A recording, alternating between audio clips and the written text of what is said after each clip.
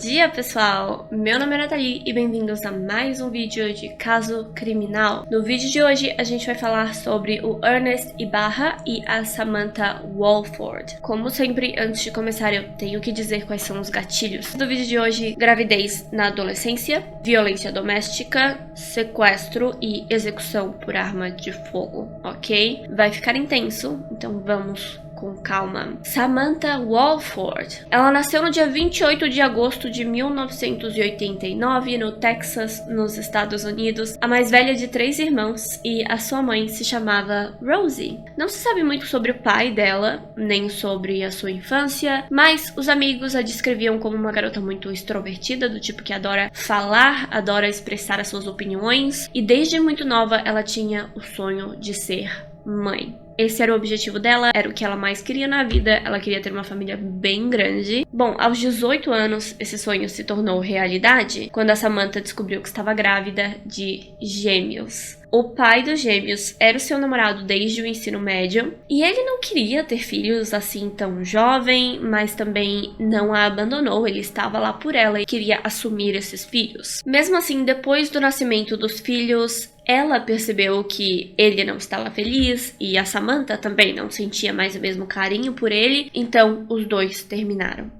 Samantha se esforçou horrores nessa época, ela tinha 3 empregos de meio período, a mãe a ajudava a cuidar dos meninos, ela também começou um curso de fotografia na universidade. Foi uma época bem turbulenta, mas ela estava segurando as pontas, serviu para provar para todo mundo como ela era forte e dedicada de verdade. Foi no meio dessa correria, aos 19 anos, que a Samantha conheceu um rapaz chamado Ernie no Facebook, e os dois logo se apaixonaram.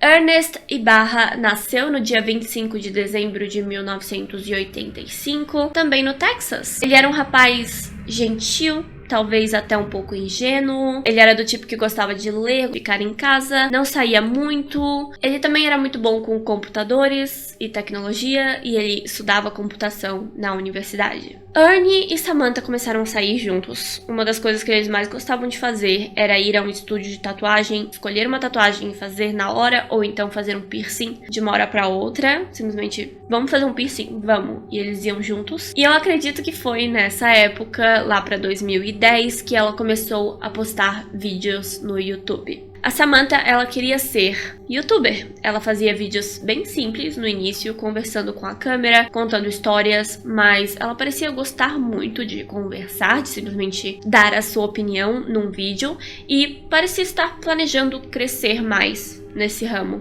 também. I thought CPS was supposed to take care of kids and be in the kids' best interest. Yet the kid is sitting here telling them that he's being abused. And the ruling it is he's being prone to telling stories.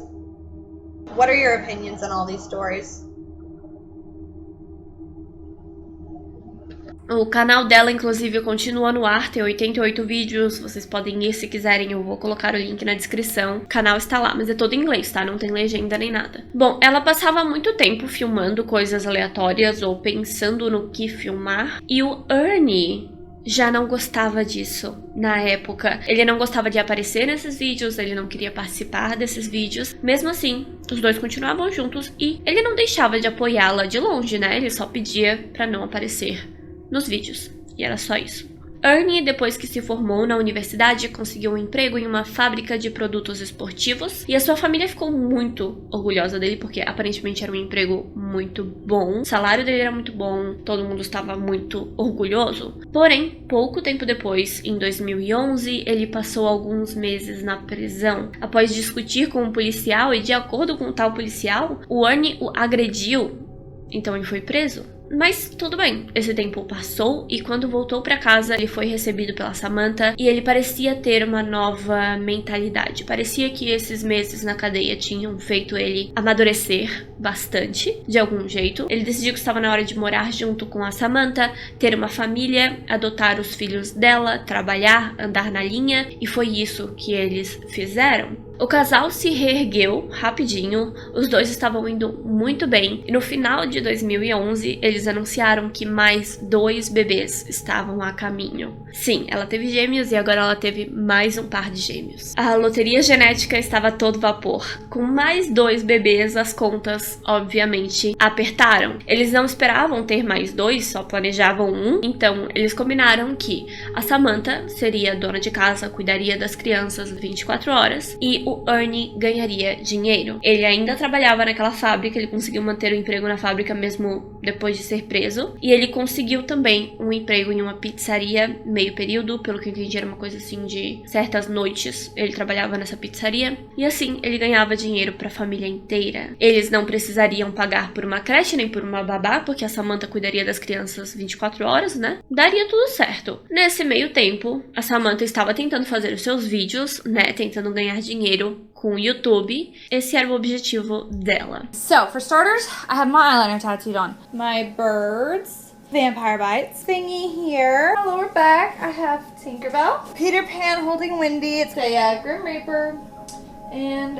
Angel. I effing love Pawn and Zia. Jack Skellington! Yay! We have the little dinosaur. And my daughter's names. Depois de mais ou menos um ano nessa situação, o Ernie estava exausto. Acho que vocês conseguem imaginar, né? Ele trabalhava mais de 40 horas por semana, mal via os filhos, não tinha um dia de folga e precisava de um tempo. Ele só precisava de um tempo. Então ele sugeriu colocar as crianças numa creche meio período, pediu pra Samantha conseguir um emprego só pra ele não precisar trabalhar tanto assim, mais de 40 horas por semana, mas ela não gostou da ideia. Ela disse pra ele que o seu canal no YouTube ia dar certo, que ela ia postar mais vídeos, contar histórias sobre a sua vida e ganhar dinheiro no YouTube. Mais uma vez ele aceitou. I met my best friend on Facebook, and on the 4th of July weekend he played with the kids. He freaked out over everybody having fireworks around the kids, and that made me fall in love with that man to death. He became a big part of my life after that. I mean, he really is. He's just the greatest person ever. I love him.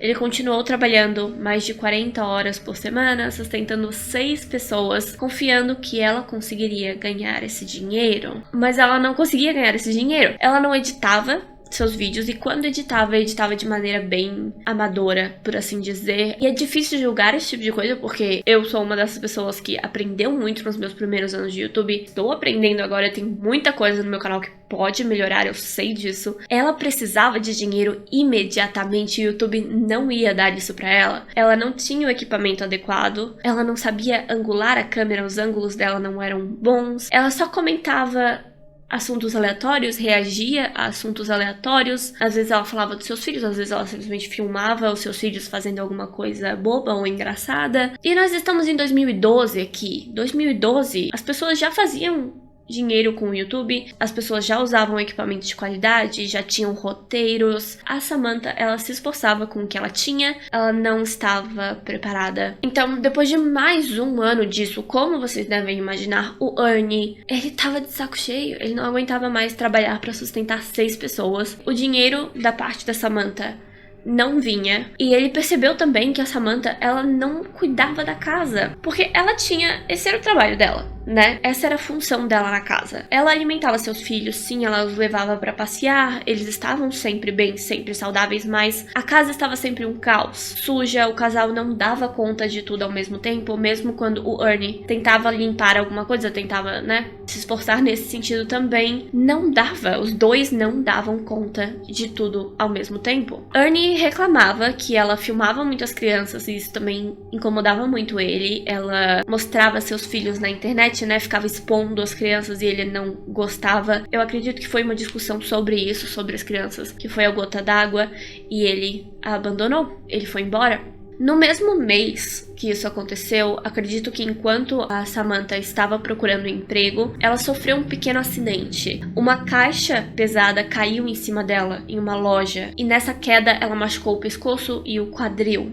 E foram ferimentos bem intensos, ela precisava de bastante ajuda na época, ela tava com muita dor, ela até sentia dor pra andar. A irmã do Ernie foi ver como ela estava e contou pro Ernie que a Samantha estava muito mal, ela não conseguia andar. Então ele voltou pra casa pro bem das crianças, pra ajudar a cuidar das crianças enquanto ela se recuperava desse machucado. Aqueles eram os filhos dele, ele ainda se dedicava pra cuidar daquelas crianças. Com isso, os dois meio que voltaram a se dar bem, e desse reencontro, desse retorno do Ernie pra casa, veio mais um filho. Sim, Samantha ficou grávida novamente e ela morria de medo de ser mais um par de gêmeos. E o Ernie também, como vocês podem imaginar, ele estava por aqui com todos esses filhos, trabalhando horrores, ajudando a cuidar de 4 bebês, e lá vinha mais um. Possivelmente mais 2, mas não, foi só um. Dessa vez foi só um. Ele começou a se distanciar de novo. Dava pra ver, e a Samantha percebia, e muitas pessoas percebiam, que ele só estava em casa pra cuidar dos seus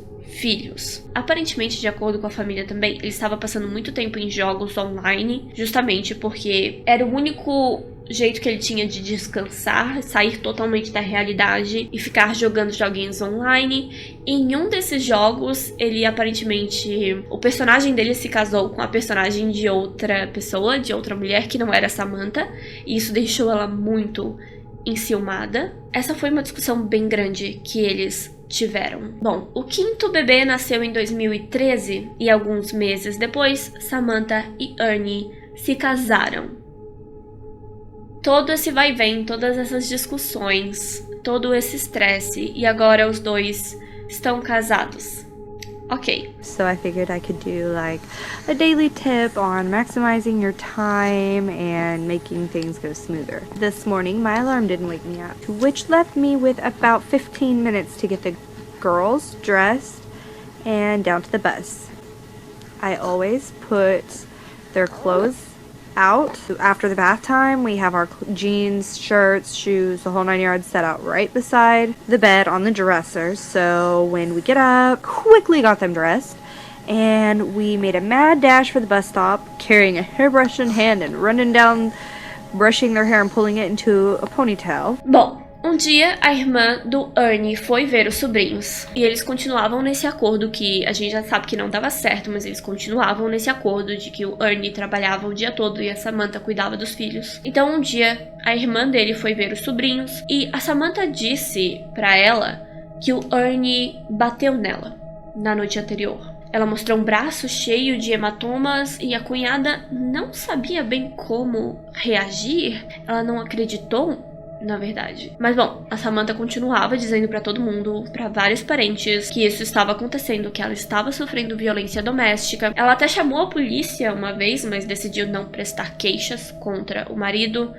Parecia que o relacionamento estava indo de mal a pior. Mesmo assim, os dois não se divorciavam, os dois não tentavam mudar essa situação de maneira nenhuma. E quem conhecia o Ernie dizia que eles não acreditavam nisso. Não acreditavam que ele estava batendo nela. A gente já percebe que ele não é do tipo violento, que ele é do tipo que se distancia da situação. Quando a situação fica ruim, ele a abandona ou então ele joga videogames para não ter que lidar com aquilo. Mas nunca se sabe, eu não estava morando lá naquela casa, eu não sei qual é a realidade aqui. Foi no ano de 2015 que tudo foi pelos ares. Na madrugada do dia 19 de fevereiro de 2015, a Samantha ligou para sua mãe aos prantos. Ela disse que 3 homens invadiram a casa e sequestraram o Ernie. Ela disse que foi tirada da cama no meio da noite, jogada no chão, e 3 invasores começaram a espancar o Ernie. Eles a amarraram no chão do quarto e levaram o Ernie embora. Uma tia da Samantha, que morava na mesma rua que o casal, foi até lá para ver como ela estava, e enquanto isso a mãe estava chamando a polícia e logo a mãe da Samantha também estaria por lá. Essa tia encontrou a Samantha com as mãos amarradas nas costas e os pés amarrados também. Ela correu para ver se as crianças estavam bem e sim, todas as crianças na verdade ainda estavam dormindo, um sono pesado. Teve todo esse alvoroço, elas não acordaram. A tia foi até lá ver como elas estavam, elas não acordaram.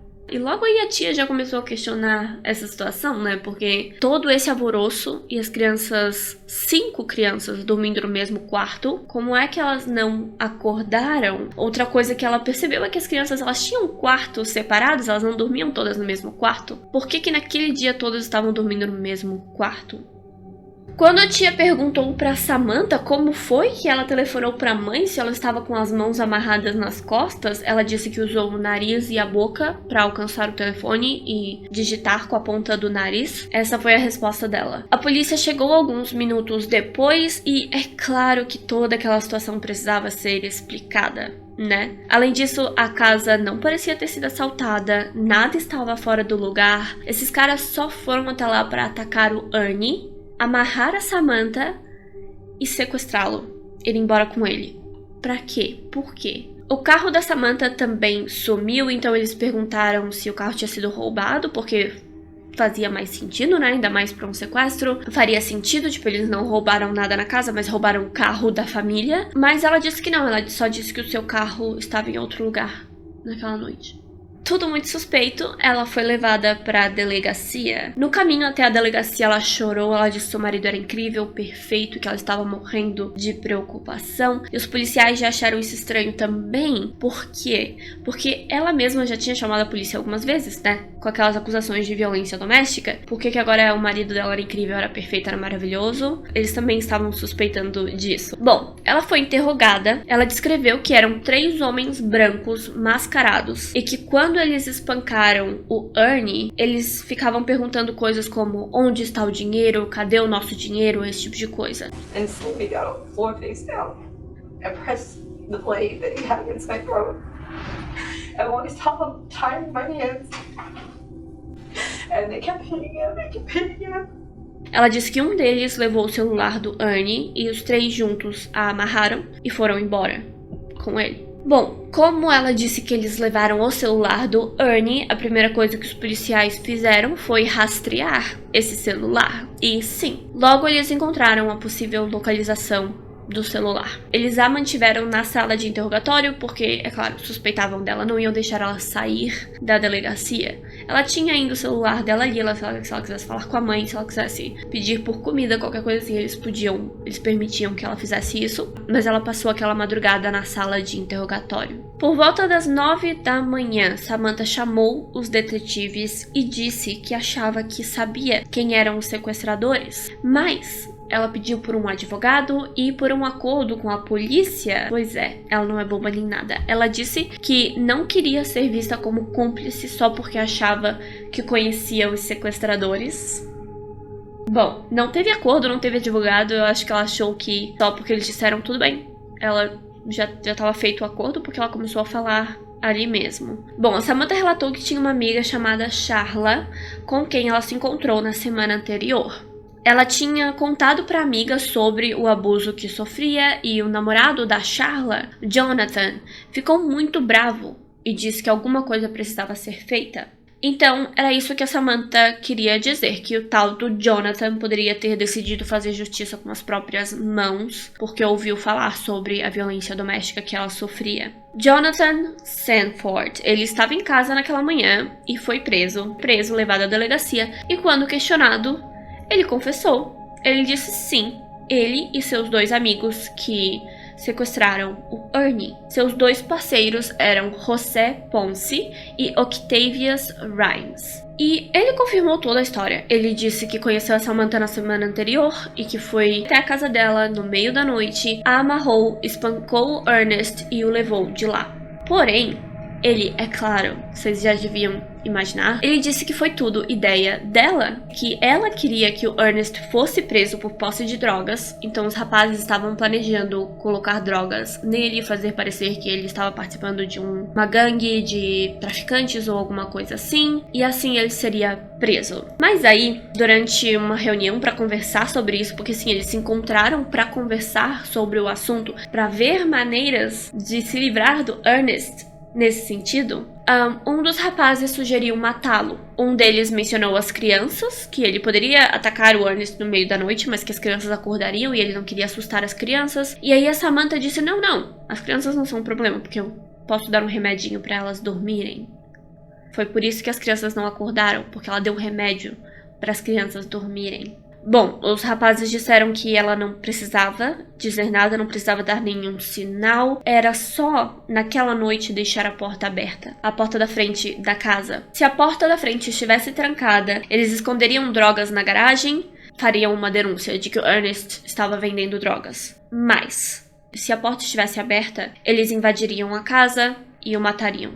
Então ela deixou a porta aberta e eles entraram.